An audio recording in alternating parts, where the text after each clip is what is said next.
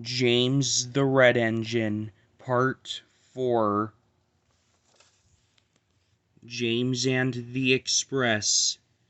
Sometimes Gordon and Henry slept in James's shed, and they would talk of nothing but bootlaces.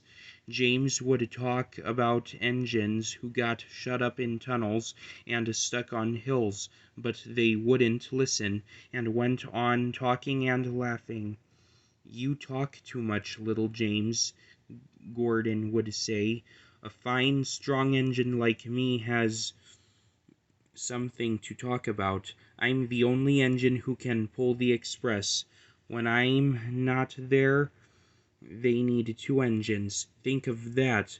I've pulled expresses for years and have never once lost my way.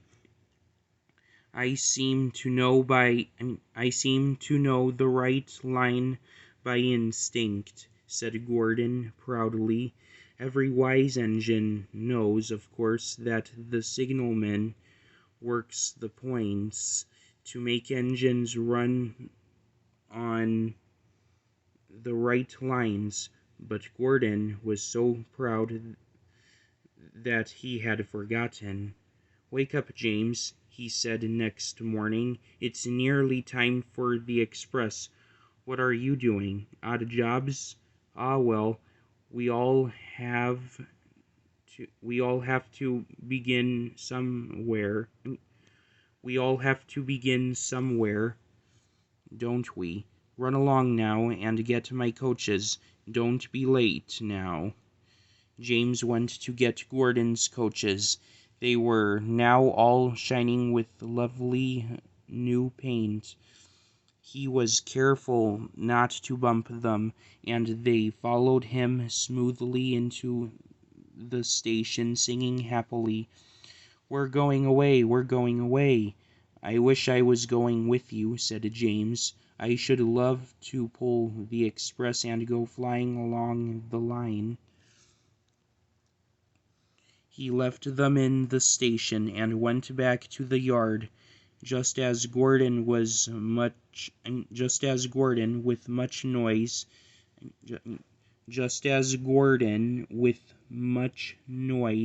and blowing of steam backed onto the train. The fat controller was on the train with other important people, and as soon as they heard the guard's whistle, Gordon started. Look at me now, he puffed, and the coaches glided after him out of the station. Poop, poop, poop, poop, poop. "Goodbye, little James. See you tomorrow." James watched the train disappear round a curve, and then went back to work. He pushed some trucks into their proper sidings and went to fetch the coaches for another train. He brought the coaches to the platform and was just being uncoupled when he heard a mournful, quiet shush, shush, shush, shush, and there was Gordon trying to sidle into the station without being noticed. "Hello, Gordon. Is it tomorrow?" asked James. Gordon didn't answer. He just let off steam feebly.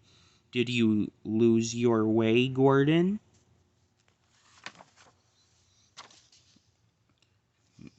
"No, it was lost for me," he answered crossly. "I was switched off the main line onto the loop.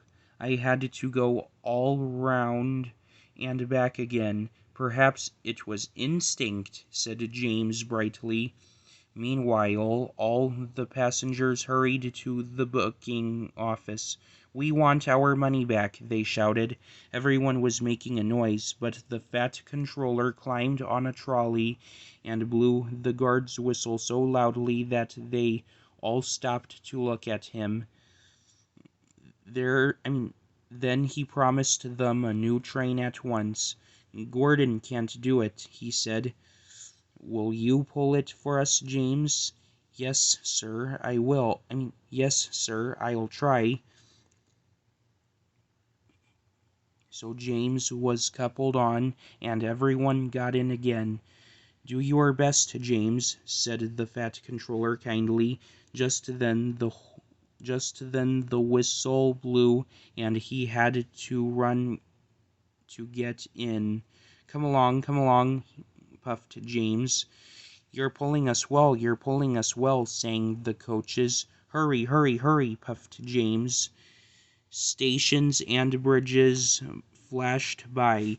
The passengers leaned out of the windows and cheered, and they soon reached the terminus. Everyone said thank you to James. Well done, said the Fat Controller. Would you like to pull the express sometimes? Yes, please, answered James happily. Next day when James came by, Gordon was pushing trucks in the yard. In the yard. Gordon was pushing trucks in the yard. In the yard. I like some quiet work for a change, he said. I'm teaching these trucks manners. You did well with those coaches, I hear. Good, we'll show them. And he gave his trucks a bump, making them cry, oh, oh, oh, oh. And James and Gordon are now good friends. James sometimes takes the express to give Gordon a rest. Gordon never talks about bootlaces, and they are both quite agreed. On the subject of trucks. The end.